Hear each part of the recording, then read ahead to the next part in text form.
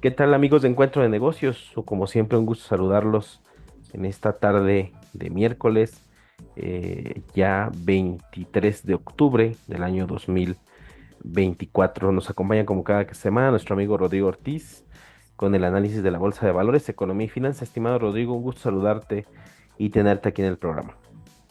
Muy buenos días, mi estimado Brian. Un gusto una vez más poder estar aquí contigo. Estimado Rodrigo, pues empieza a acercarse cada vez finalizar el año, pero también hay muchas noticias interesantes. Hablaremos sobre las cercanas ya elecciones en los Estados Unidos y el comportamiento de las bolsas. Platícanos cómo se está comportando el mercado en este casi finales de octubre.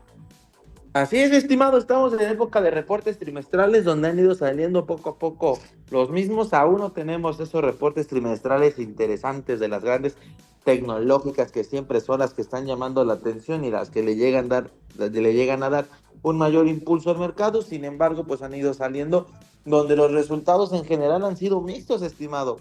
Tenemos empresas que les ha ido muy bien, algunas regular, otras muy mal. Entonces realmente estamos hablando de una sesión de reportes trimestrales estándar, incluso media, donde prácticamente podemos estar hablando que las empresas se están manteniendo. Creo que por ahí podemos empezar. No se están viendo grandes crecimientos ni grandes anuncios de reportes trimestrales, a excepción de algunos que por ahí salteados los tienen, pero en general la economía no está respondiendo hacia grandes reportes trimestrales, estimado. Entonces, por ese lado hay que tener cuidado y pues por ende las bolsas lo han resentido y durante esta semana tuvimos bajas tanto en México como en Estados Unidos, en México un poco menores, prácticamente planas, mientras que en Estados Unidos sí fueron un poco pronunciadas, pues bajando más del 1%, estimado. Entonces todavía estamos en esta etapa de reportes trimestrales, cuestiones de inflación, políticas monetarias, incluso por ahí en política monetaria el Banco Central de China recortó su tasa de interés en 0.25 para fomentar el desarrollo. El gobierno chino ha estado metiendo mucho apoyo, o sea, apoyo, está ayudando con el recorte de tasas para impulsar su economía, ya que por ahí la están viendo alentada y por ahí buscan cómo mejorar esta situación, uno de los grandes motores económicos, el cual fue muy golpeado por la pandemia de COVID-19, no ha terminado por despuntar, por recuperarse, pero por ende ya el gobierno chino está tomando medidas para hacerlo, estimados. Sí, estimado, creo que estamos viendo escenarios que todavía están por ver cómo es el cierre de año. Creo que también va a ser interesante ver cómo se va a dar este cierre de año, cómo es que las tecnológicas emiten sus reportes, como bien los dices, y los cierres de año, pues vemos, siempre traen consigo información que es importante para la toma de decisiones y también tener un termómetro de cómo se está comportando la economía sin perder de vista lo que está pasando en Medio Oriente, que creo que eso es importantísimo porque, como lo hemos dicho aquí, es un escenario muy inestable que podría desestabilizarse y eso pues arrastrar también a los precios del petróleo y con ello también el precio de los combustibles, toda la transportación y todo lo que se tenga que llevar a cabo. Y pues bueno, estimado, creo que en este apartado que es interesante sobre lo que está sucediendo en el mundo, hablando sobre las elecciones en Estados Unidos, son pues prácticamente poco más de 10 días para las elecciones en Estados Unidos y es un escenario que, si me lo preguntas, yo creo que en lo que se ve en las redes, estimado, y lo que estamos viendo, pareciera que Donald Trump está teniendo un repunte. Y me llama un dato la atención que le veía el día de ayer sobre cómo las casas de apuesta están teniendo una tendencia súper favorable hacia Donald Trump, que eso es un dato interesante que luego también se puede analizar, y las encuestas directamente de varias encuestadoras de Estados Unidos o varios medios en Estados Unidos le dan márgenes pequeños de ventaja a los demócratas que me hace pensar, estimado, que no es un dato fiable con esa tendencia tan cerrada versus lo que uno ve en las redes, o sea, lo que se ve en las noticias que incluso los medios ni siquiera pueden ocultar aunque lo quieran. Sí, estimado, fíjate que el tema de las elecciones en Estados Unidos se está poniendo bastante interesante, muy movido. Ahorita las encuestas prácticamente marcan empate porque algunas encuestas dan como ganadora a Kamala Harris, algunas dan como ganadora a Donald Trump. Entonces, no se tiene con claridad quién pudiera ganar. Es algo que ahí sigue. Sin embargo, al parecer en las últimas encuestas todo indica, todo parece ser que Donald Trump se está despegando. Donald Trump es el que pinta para ganador de las elecciones, ya que muchos de los estados bisagra, que son los importantes para el tema del electorado, Donald Trump al parecer está ganando, al menos eso marcan las encuestas. Se empieza a separar de Kamala Harris y por primera vez desde que Kamala Harris tomó eh, la candidatura a presidencia, Donald Trump tiene mayores probabilidades de ganar. Incluso el Economist marca un 54% de probabilidades de ganar de Donald Trump contra un 46% de Kamala Harris. Entonces, está reñida, está interesante.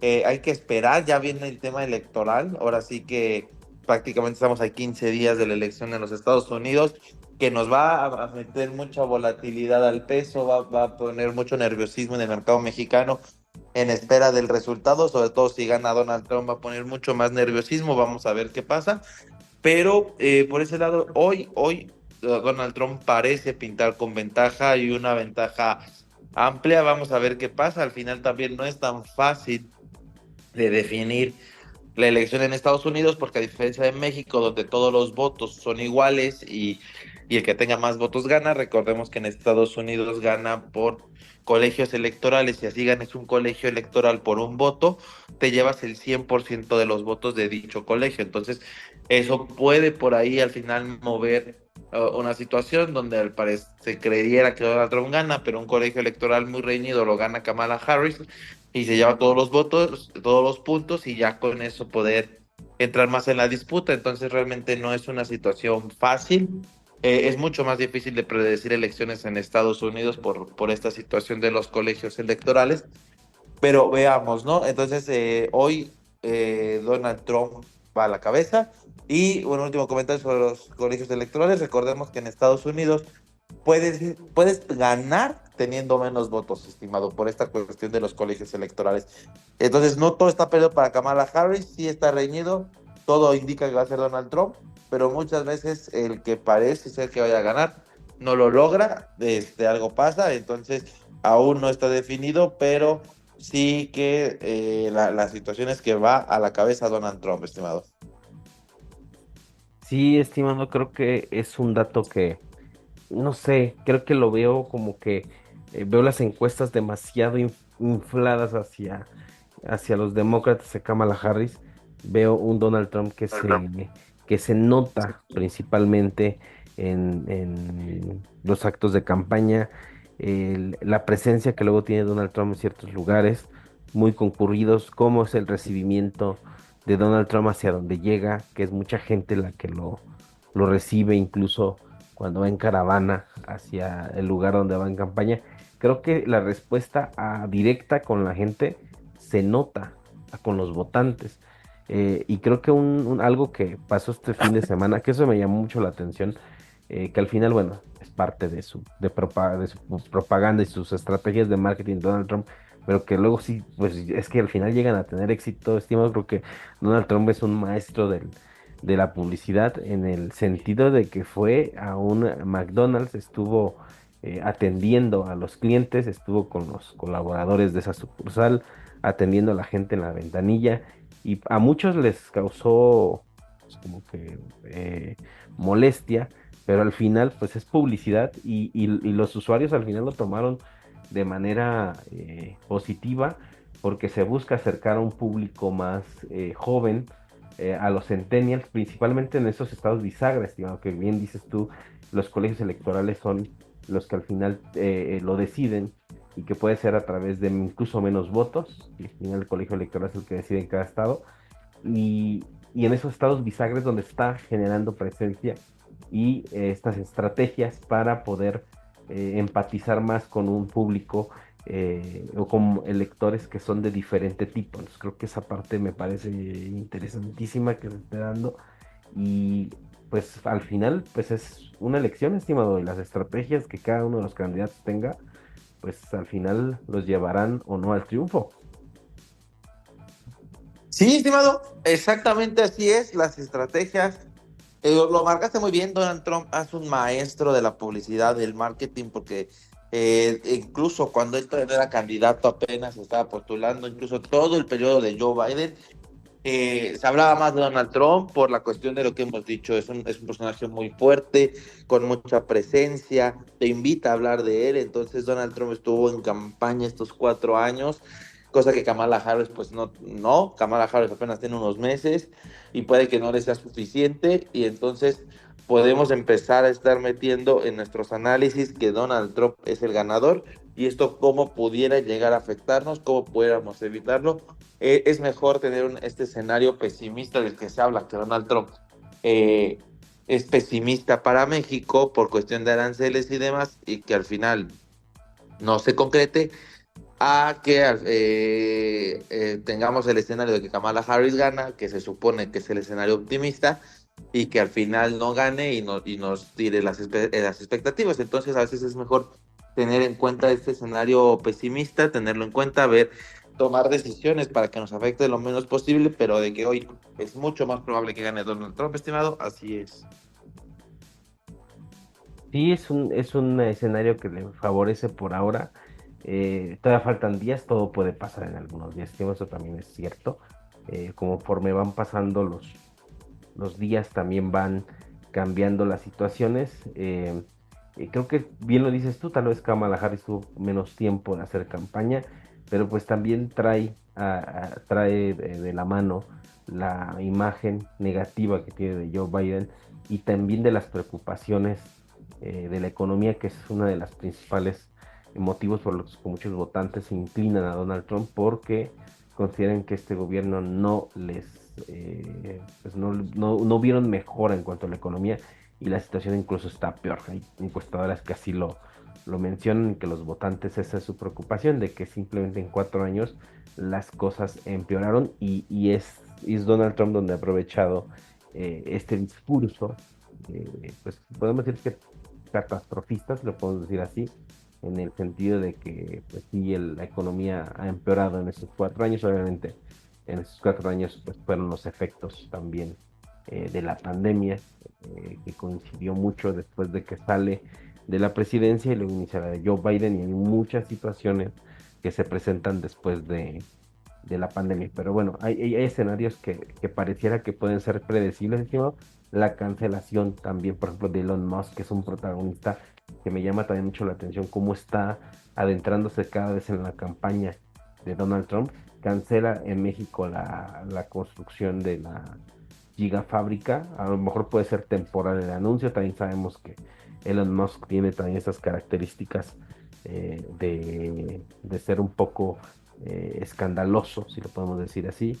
Eh, entonces, Elon Musk también está tomando un patrocinio fuerte y un protagonismo fuerte, que inclusive podría ser, si llegara a ganar Donald Trump, que eso pareciera que es el escenario, pudiera ser que existiera la posibilidad de que de que Elon Musk se integre a su gabinete, que eso se habla de como una pequeña oficina para hacer un monitoreo del gasto público.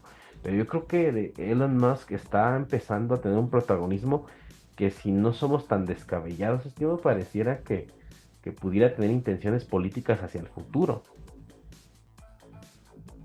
Sí, estimado, no pudiera seguir los pasos de Donald Trump en el futuro. Al final, perdón, son empresarios con este tipo de similitudes, son empresarios que les gusta estar en los medios, son empresarios famosos, con mucho capital. Elon Musk, incluso como dices, tomando un poco de decisiones, yo le digo con el hígado, en el sentido de que la gigafábrica, que ya al parecer ya estaba instalada en Monterrey y demás, no la inició, y ahora depende de lo que diga, ¿no? Si gana Donald Trump, depende de lo que diga, se hace o no, al final esto es una afectación para México. Y este tipo de reacciones que pudiéramos tener en el caso de que Donald Trump gana la presidencia en los Estados Unidos. este tipo de proyectos, la cuestión del nearshoring pudiera venirse abajo. También hay que irlo diciendo, no quiero que el gobierno se escude de que porque ganó Donald Trump el nearshoring no se dio y por ende no se lograron los resultados esperados y demás, ya que hemos sabido que para nosotros conseguir el nearshoring tenemos varias dificultades como la electricidad y demás, e impulsos fiscales. Entonces, si el gobierno pone esas condiciones y no se da, pues sí habrá quedado en un agente externo. Sin embargo, si no están esas condiciones, va a ser muy fácil poder culpar a un externo de que no sucedió cuando no había las condiciones para que sucediera, estimado. Entonces, por ese lado tenemos que ser tener mucha precaución y estar monitoreando para poder hacer que se aproveche esta situación económica mundial que puede beneficiar mucho a México el nearshoring. Así es, estimado, y dando un salto, precisamente hablando del nearshoring, hablando ahora sobre los BRICS, que tienen esta cumbre anual de los BRICS, la 16 cumbre de los BRICS en Kazán, allá en Rusia, y que es el nearshoring, precisamente se da por toda esta, tanto evitar esa cadena, ese corte en cadena de suministros como pasó durante la pandemia y pospandemia, y porque también hay conflictos en Asia, como la guerra con Rusia y Ucrania, pero empieza a darse esta cumbre, estimado, donde creo que el gran perdedor de esta cumbre de los BRICS que se da en Rusia, donde no solamente integra a los integrantes, valga la redundancia, los originales, los fundadores de este bloque comercial, porque no es un bloque económico, es un bloque comercial donde comparten ciertos coincidencias en cuanto al comercio mutuo y que ha ido creciendo con los BRIC Plus. Se han agregado algunos países estratégicos como Egipto, Arabia Saudita, Irán, en este último año donde hubo esta anexión de nuevos miembros. Es un mensaje, estimado, donde Vladimir Putin tiene un poder de convocatoria, tanto en cuestión de países que están ansiosos por sumarse a los BRICS, como de los países que ya son pues sus aliados de toda la vida, ¿no? Hegemónicos de toda la vida, que son países como Venezuela, Cuba, países que han sido aliados de Rusia en esta parte del continente, pero integra a otros, está empezando a convocar a otros países como Indonesia, países como Turquía, estimado, que es un país que forma parte de la OTAN y que ansía unirse a los BRICS. Entonces me llama mucho la atención cómo es el poder de convocatoria que tiene Rusia, muy probablemente también porque después de que varios países se han visto sancionados por Estados Unidos, porque eso es lo que ha hecho Estados Unidos, usar el dólar y usar las sanciones económicas como una especie de arma de guerra, pues no le está resultando.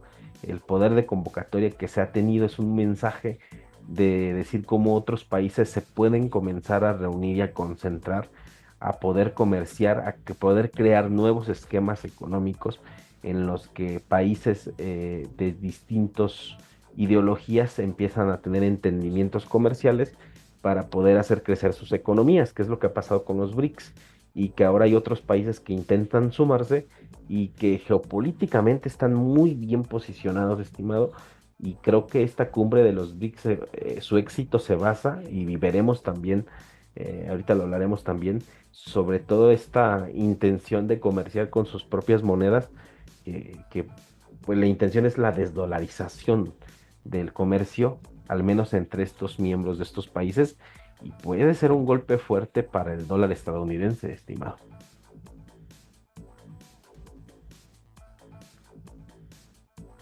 Sí, así es, estimado. Esta cuestión de los BRICS puede llegar a mover. Ahora sí que incluso Donald Trump ya se está anticipando y lo dijo muy claramente.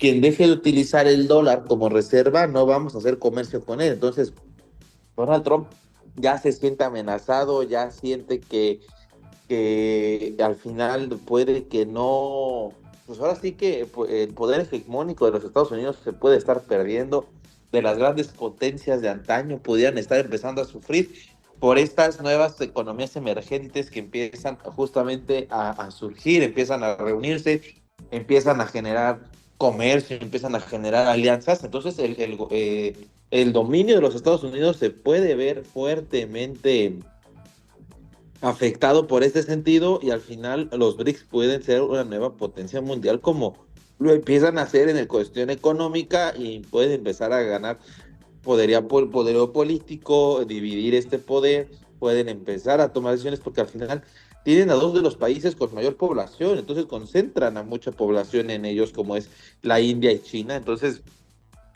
la concentración de población que tienen a nivel mundial es inmensa, el capital económico, esa China tiene mucho capital económico, tiene mucho dinero, digo, no está en su mejor momento, pero tiene fundamentos, Brasil de la potencia latinoamericana, Rusia ahorita pues en una guerra donde ha perdido, bueno, han puesto mucho dinero y a lo mejor no está tan sano, pero sigue siendo un vasto territorio con mucho poder.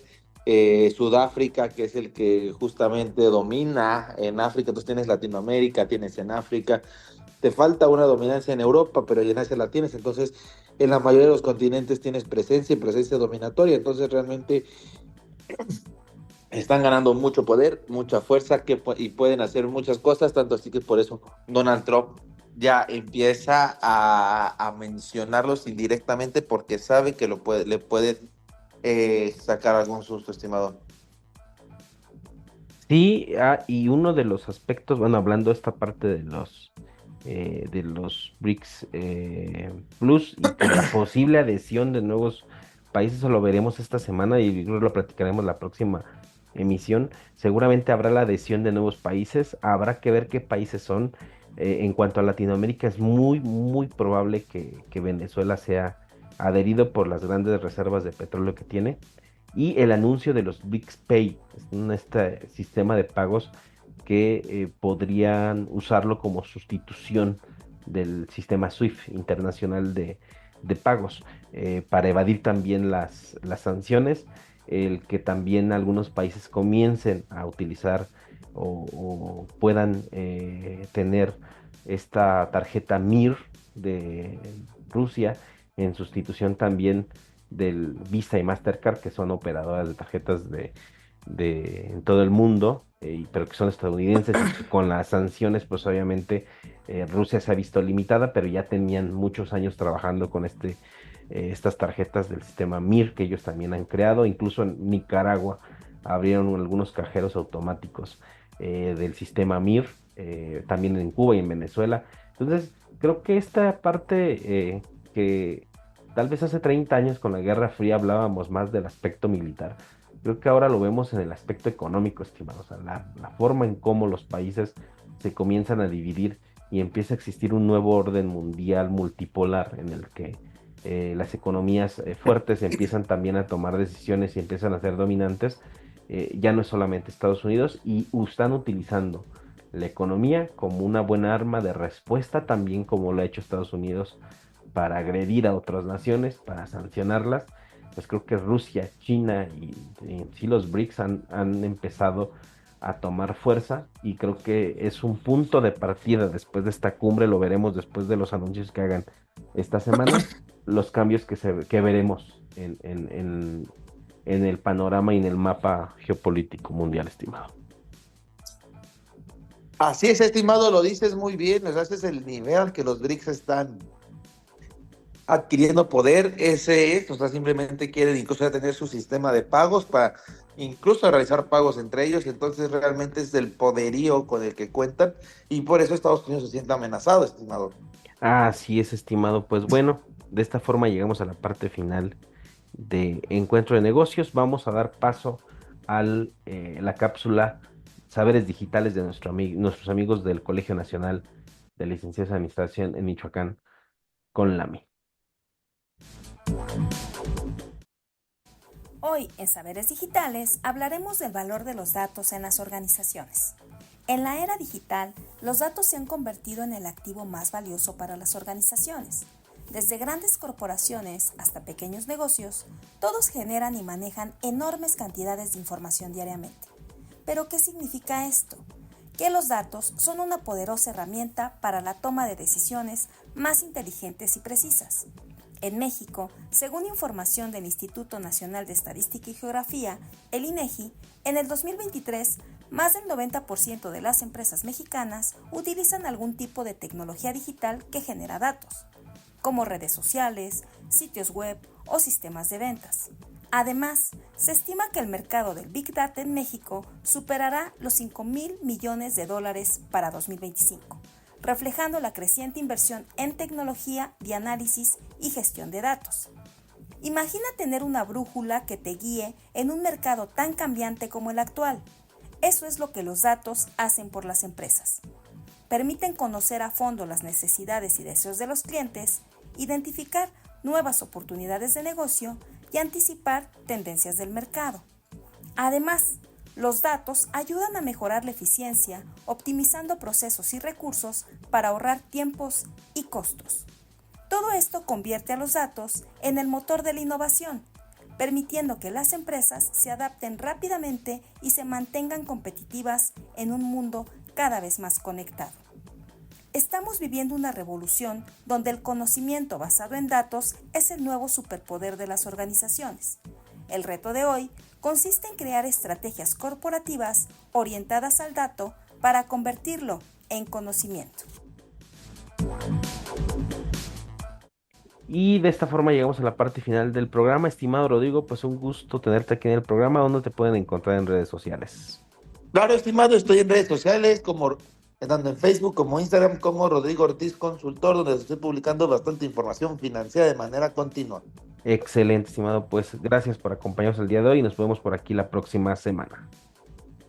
Muchas gracias, estimado. Y de esta forma llegamos a la parte final de Encuentro de Negocios. Nos escuchamos el próximo miércoles aquí a través del 104.3 de FM y en nuestro podcast. Enviamos un saludo a todos los que nos escuchan en México y en Latinoamérica a través de nuestro podcast. Yo soy Brian Ramírez. Nos escuchamos el próximo miércoles aquí a través del 104.3 FM Radio Nicolaita.